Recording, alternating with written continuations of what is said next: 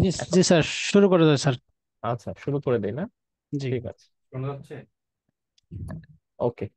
আসসালামু আলাইকুম, সবাইকে আজকের মাস্টার দ্য এমআরসিপি সেশনে ওয়েলকাম জানাচ্ছি। আজকে আমরা একটু কার্ডিওলজির দুইটা টপিকস নিয়ে ছোট্ট করে একটু আলোচনা করার চেষ্টা করব। আহ, প্রথমটা হচ্ছে আমাদের কার্ডিয়াক ক্যাথেটারাইজেশন বা cardiac catheterization related data interpretation. আহ, আগে যদিও কার্ডিয়াক ক্যাথেটারাইজেশন রিলেটেড ডাটাগুলা এমআরসিপি পার্ট 2 পরীক্ষায় আসতো, কিন্তু রিসেন্টলি দেখা যাচ্ছে যে এই টপিকসটা এমআরসি পার্ট 1-এও মোটামুটি ঘুরিয়ে ফিরিয়ে চলে আসে। আচ্ছা, আমরা তাহলে একটু আগাই।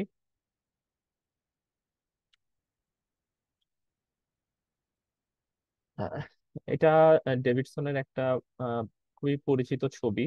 আমার মনে হয় যে আহ, এটা বোঝার জন্য আসলে কার্ডিয়াক ক্যাথেটারাইজেশন ডাটার বেসিকটা বোঝার জন্য এই ছবিটা বেশ হেল্পফুল।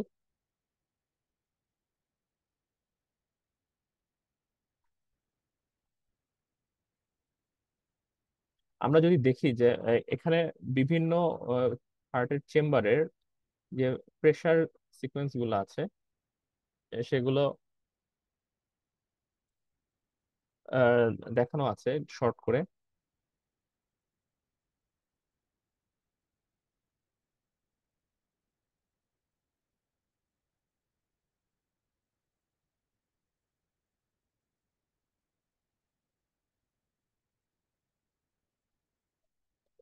এই ছবিটার সাথে আমি আমার যখন এমআরসিবি পার্ট 1-এর প্রিপারেশন নিচ্ছিলাম, আমি আমার নিজের খাতায় একটু আহ, নিজের মতো করে এই ভ্যালুগুলো একটু লিখে রেখেছিলাম। ওইটা আমি আজকে একটু নিয়ে আসছি আপনাদের দেখানোর জন্য।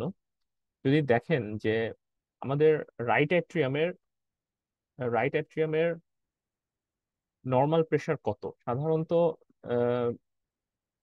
সিস্টোলিক আর ডায়াস্টোলিক প্রেশার যদি আমরা চিন্তা করি, এটা 0 to 5 বা অনেক কোন কোনো বইয়ে 0 to 8 দেয়া আছে। রাইট ভেন্ট্রিকলে রাইট ভেন্ট্রিকলের নর্মাল প্রেশার সাধারণত 25 থেকে 5 ধরা হয়। পালমোনারি আর্টারিতে এটা রাইট ভেন্ট্রিকুলার কাছাকাছি 25-10। লেফট অ্যাট্রিয়ামে এটা সাধারণত 4 থেকে 12 বা কোথাও 2 থেকে 12 এর ভিতরে এটা, পাওয়া যায়। Left ভেন্ট্রিকলে usually 130/10।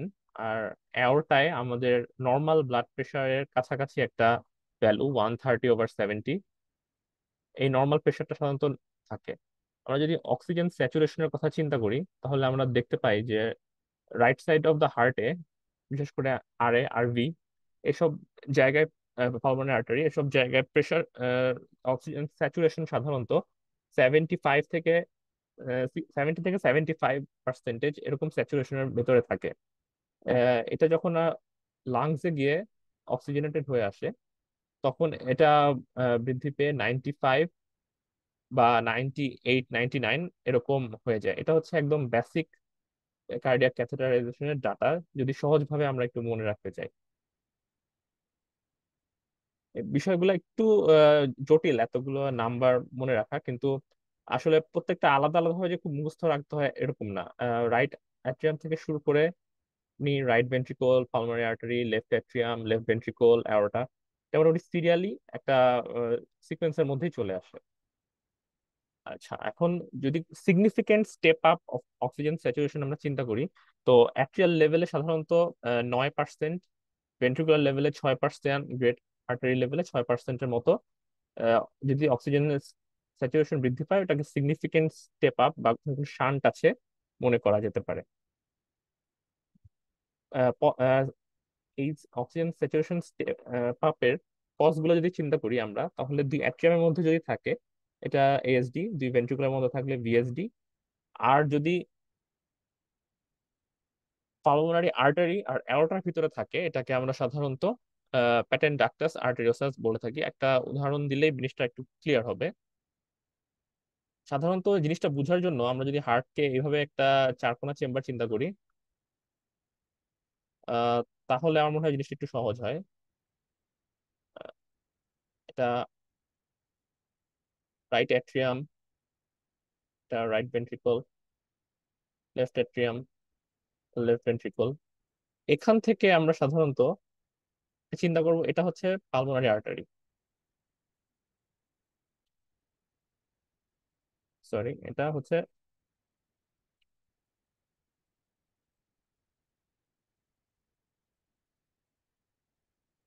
Pulmonary artery. আর এই জায়গা থেকে আমরা চিন্তা করবো যে এটা হচ্ছে অ্যাওর্টা।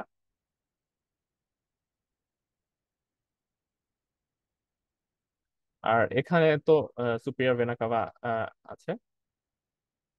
সাধারণত যদি এই এল এ থেকে আর এর দিকে একটা অ্যাবনর্মালি স্টেপ আপ হয়, এটা সাধারণত এএসডি। এলভি থেকে আরভির দিকে এটা ভিএসডি। অ্যাওর্টা থেকে পালমোনারি আর্টারির ভিতরে যদি অ্যাবনর্মাল কোনো স্টেপ আপ থাকে সেটা সাধারণত পিডিএ বলা হয়। আমরা এটা একটু সামনে আগালে আর বিষয়গুলো একটু ইজি হবে। আচ্ছা, আমরা একটা কোয়েশ্চেন দেখতে পারি যে একজন 34-year-old woman is referred to cardiology as part of our cardiac catheterization data. আমরা দেখতে পাচ্ছি যে এখানে রাইট অ্যাট্রিয়ামে অক্সিজেন স্যাচুরেশন 71%, রাইট ভেন্ট্রিকলে 82%, পালমোনারি আর্টারিতে 81%, লেফট সাইডে লেফট অ্যাট্রিয়ামে 99, লেফট ভেন্ট্রিকলে 98, অ্যাওর্টায় 97। এক্ষেত্রে যেটা আমাদের what is the most likely diagnosis, এটা একটু আমাদের যে ছবিটা আমি এঁকেছিলাম ওটা যদি আবার একটু রাফলি আঁকি, তাহলে আপনি দেখেন যে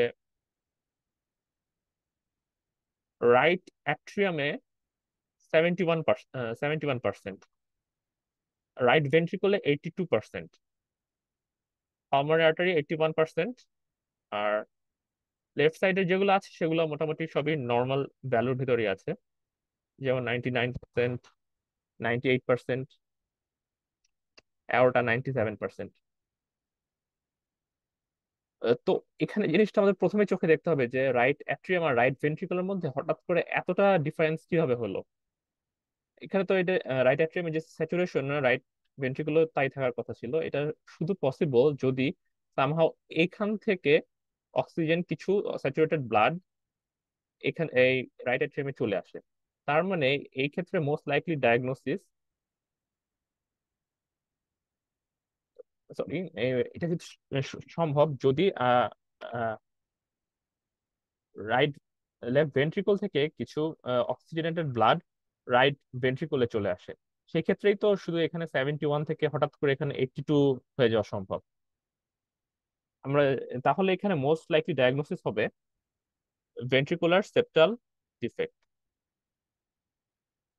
এবং যেহেতু ব্লাড লেফট থেকে রাইটে শান্ট হচ্ছে, সুতরাং এটা লেফট টু রাইট শান্ট। আমরা একটু আগাই। আহ, এটুকু মোটামুটি এটা হচ্ছে বেসিক এই ধরনের প্রবলেম গুলো সলভ করার ক্ষেত্রে। আবার যদি আমরা দেখি যে আরেকটা সিনারিও, এখানে রাইট অ্যাট্রিয়ামে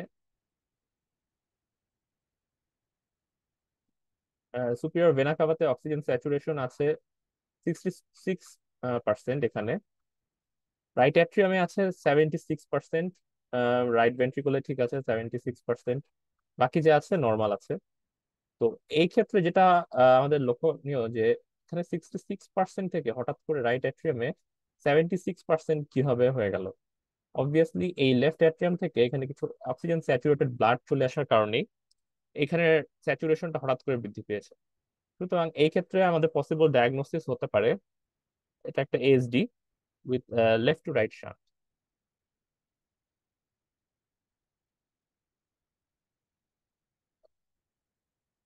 আপনাদের যদি কারো কোনো কোয়েশ্চেন থাকে আমাকে আহ, করতে পারেন চ্যাট বক্সে বা লাইভে কানেক্টেড হয়ে আমি উত্তর দেওয়ার চেষ্টা করব। আচ্ছা, আরেকটা প্রবলেম আমরা দেখি, এটা প্রথম প্রবলেমটার মতোই। এখানে এক পেশেন্টের কার্ডিয়াক ক্যাথেটারাইজেশন করা হয়েছে। কার্ডিয়াক ক্যাথেটারাইজেশন করার পরে দেখা যাচ্ছে যে তার রাইট অ্যাট্রিয়ামে স্যাচুরেশন আছে 71%, রাইট ভেন্ট্রিকুলে 72%, পালমোনারি আর্টারিতে 85%। এখানে আর লেফট অ্যাট্রিয়ামে 99, লেফট ভেন্ট্রিকলে 98, আর অ্যাওরটাতে 97।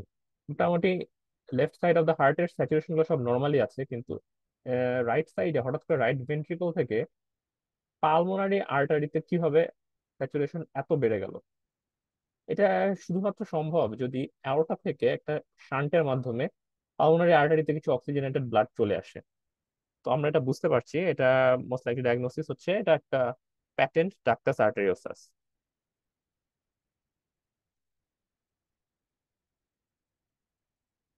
আচ্ছা, আমরা মোটামুটি এই তিন ধরনের যেই প্রবলেম গুলো আছে এগুলো আমরা আলোচনা করে ফেললাম। এর বাইরে আর কিছু কোয়েশ্চেন আসে অনেক সময় কার্ডিয়াক ক্যাথেটারাইজেশন ডাটা রিলেটেড। যেমন একটা কোয়েশ্চেন আমরা দেখতে পারি যে a 52-year-old man presented 48 hours following onset of severe anterior chest pain. তার প্রপোনিন করা হলো, ইসিজি করা হলো, এমআই বোঝা গেছে। এখন কার্ডিয়াক ক্যাথেটারাইজেশন করে দেখা যাচ্ছে যে তার রাইট অ্যাট্রিয়াম প্রেশার হচ্ছে 20%। Right atrium 20 millimetre mercury, sorry, 20 millimetre mercury. আমরা তো জানি যে রাইট অ্যাট্রিয়ামে সাধারণত 0 to 5 মিলিমিটার মার্কারির ভেতরে থাকে। আর পালমোনারি অ্যাট্রিয়াল ওয়েজ প্রেশার, মানে পালমোনারি অ্যাট্রিয়াল প্রেশারটা হচ্ছে 2 মিলিমিটার মার্কারি, যেটা আসলে যা নর্মালি থাকে আমরা জানি তার থেকে অনেক কম। এখানে রাইট অ্যাট্রিয়ামে প্রেশার অনেক বেশি, আবার পালমোনারি আর্টারিতে প্রেশার অনেক কম। আমরা এর আগে অক্সিজেন স্যাচুরেশন নিয়ে আলোচনা করছিলাম, আমরা এখন ভেন্ট্রিক হার্টের অ্যাট্রিয়াম আর ভেন্ট্রিকুলার চেম্বারের প্রেশার গ্রেডিয়েন্ট নিয়ে আলোচনা করছি। আমরা দেখতে পাচ্ছি যে রাইট অ্যাট্রিয়ামে প্রেশার অনেক বেশি, কিন্তু পালমোনারি আর্টারিতে প্রেশার অনেক কম। What is the most likely explanation for this pressure measurement? এই প্রেশার মেজারমেন্টের একটা এক্সপ্লেনেশন হতে পারে যে এই রাইট ভেন্ট্রিকলে কোনো এক ধরনের সমস্যা আছে, যার কারণে পিছন দিকে ব্যাকফ্লো হয়ে প্রেশার বৃদ্ধি পাচ্ছে। আর সামনের দিকে রাইট ভেন্ট্রিকল সমস্যার কারণে আসলে সামনের দিকে প্রেশারটা ড্রপ করে যাচ্ছে, মানে সাফিসিয়েন্ট ব্লাড ফ্লো এখানে নাই। সো এটার এক্সপ্লেনেশনটা হচ্ছে, যদি এই ধরনের কোনো সিনারিও থাকে, সেটার এক্সপ্লেনেশন হচ্ছে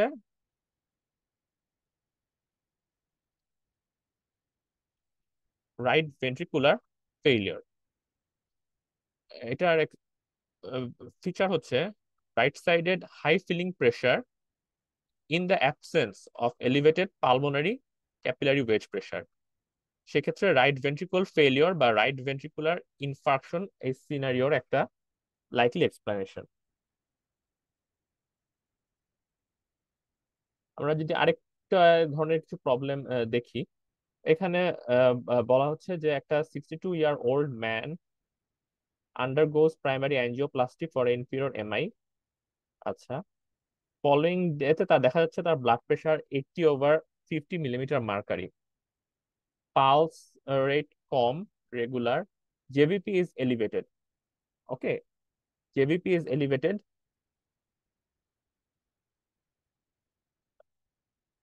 creatinine elevated. A central venous pressure line is inserted which measures a CVP of 11.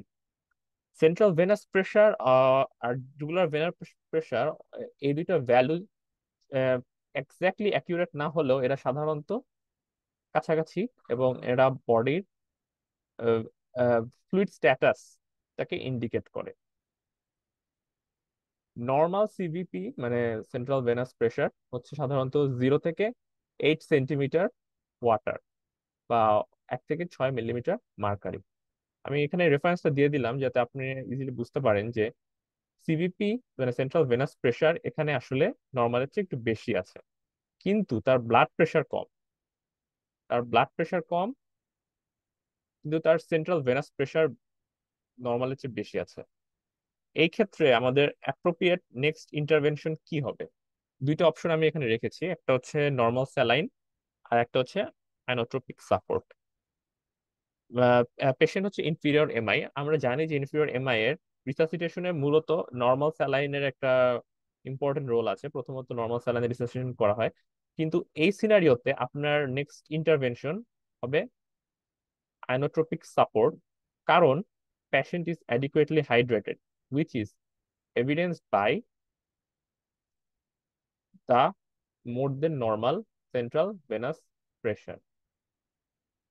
এই এইখানে কিন্তু আপনার appropriate next intervention normal saline না, কারণ পেশেন্ট অলরেডি ওভার হাইড্রেটেড আছে, তাকে আরো ফ্লুইড দিলে পালমোনারি ইডেমা ডেভেলপ করে যাবে। এই ক্ষেত্রে পেশেন্টকে আর ফ্লুইড দেওয়া যাবে না, তাকে তার লো ব্লাড প্রেশার উঠানোর জন্য আইনোট্রপিক সাপোর্ট দিতে হবে। এটা একটা কনসেপ্ট, এটা আসতে পারে। এর বাইরে কার্ডিয়াক ক্যাথেটারাইজেশনের কোয়েশ্চেনের সাথে যদি থাকে, কোনো কোয়েশ্চেনে কার্ডিয়াক ক্যাথেটারাইজেশন, আমাদের অবশ্যই কন্ট্রাস্ট ইনডিউসড রেনাল ডিসফাংশনের ব্যাপারটা মাথায় রাখতে হবে।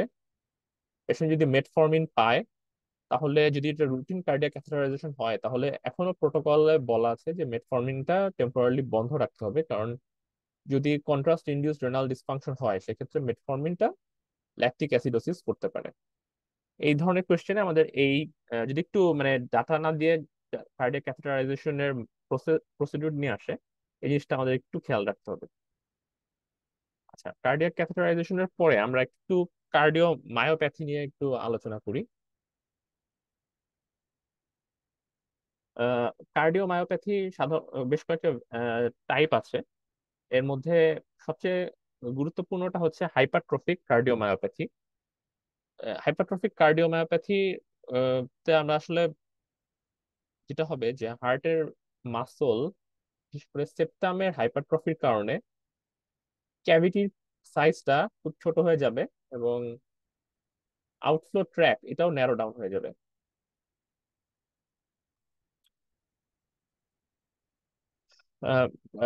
কার্ডিওমায়োপ্যাথি কয়েকটা টাইপ আছে, সাধারণত এমআরসি পরীক্ষায় সিনারিও দিয়ে এটা কি ধরনের কার্ডিওমায়োপ্যাথি সেই ধরনের কোয়েশ্চেনই বেশি আসে। আমরা হাইপারট্রফিক কার্ডিওমায়োপ্যাথিটা নিয়ে একটু আজকে আলোচনা করি।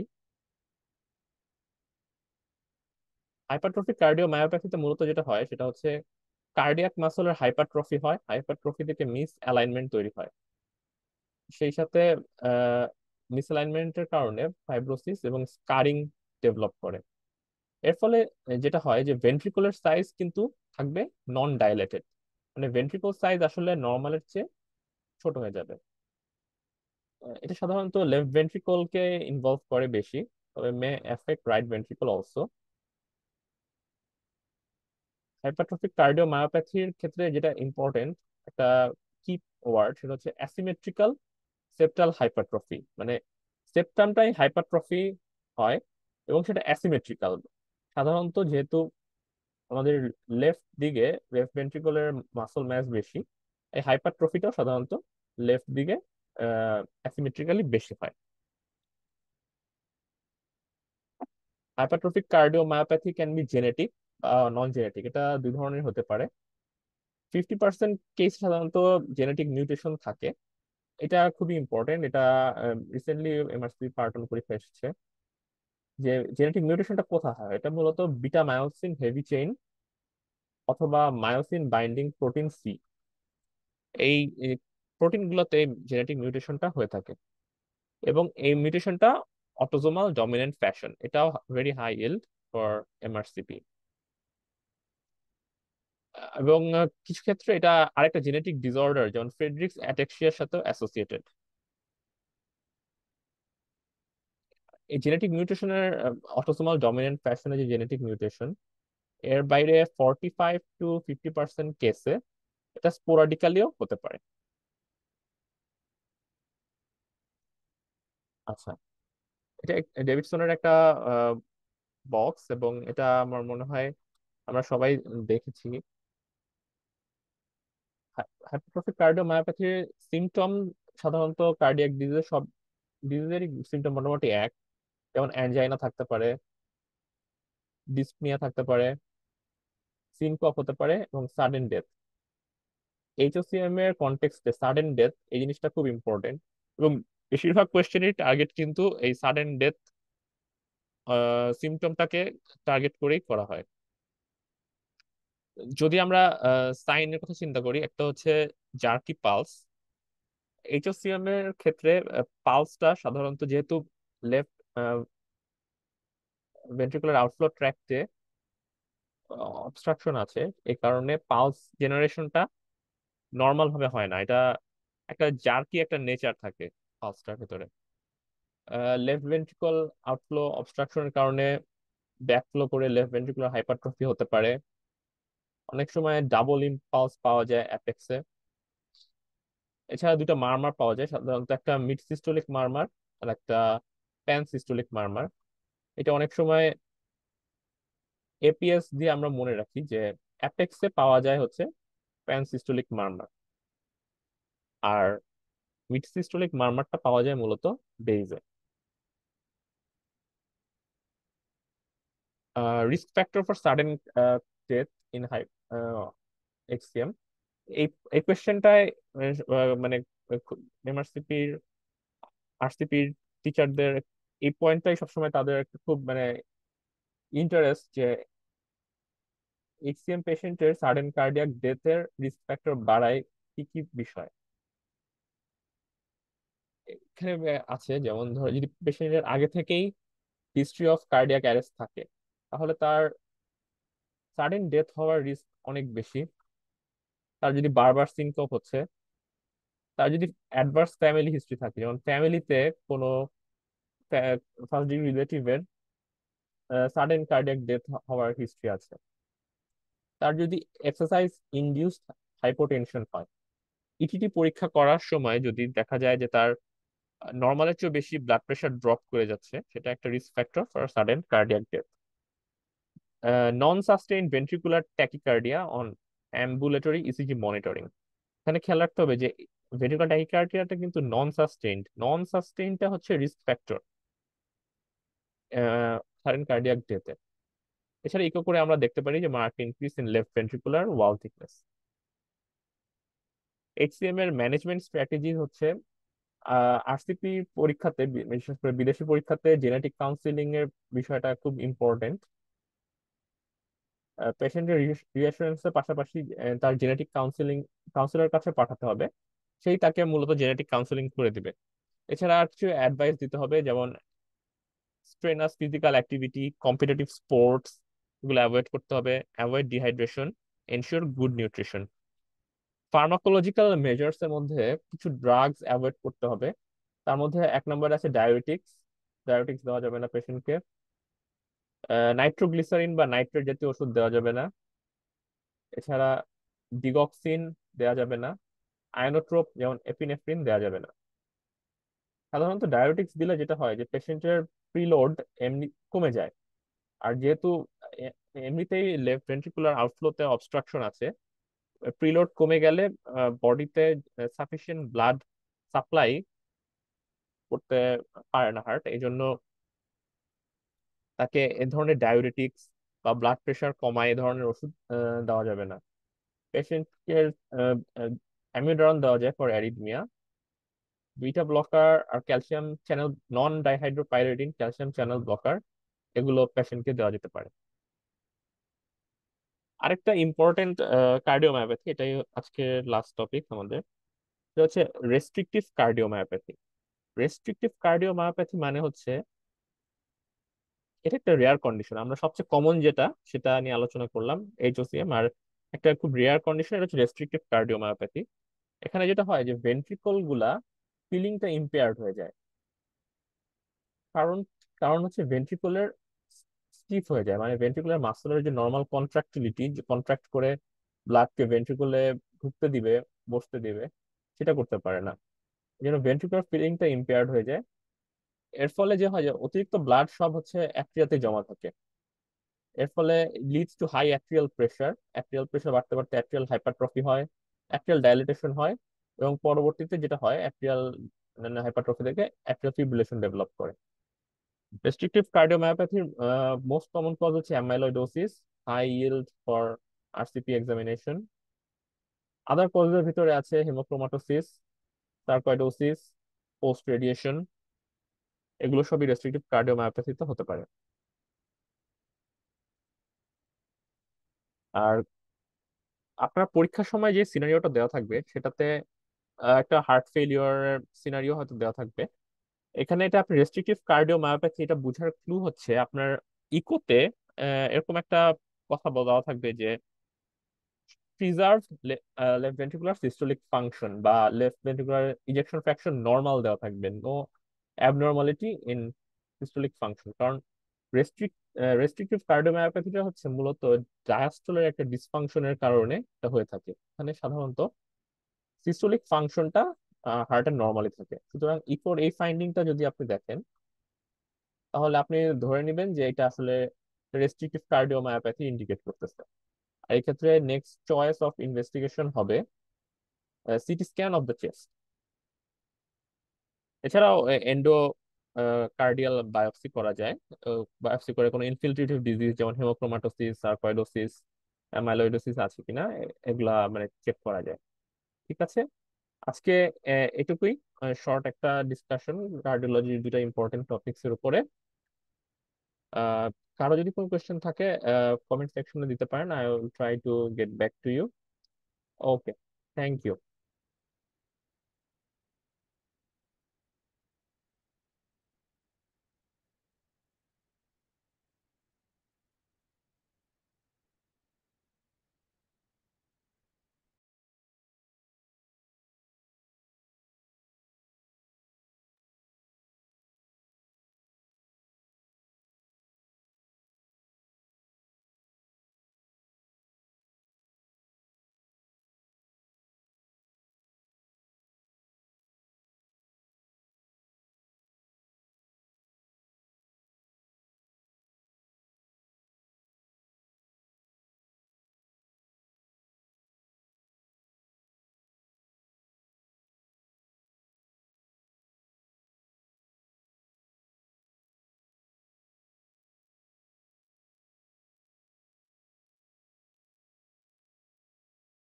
পাঁচ মিনিট।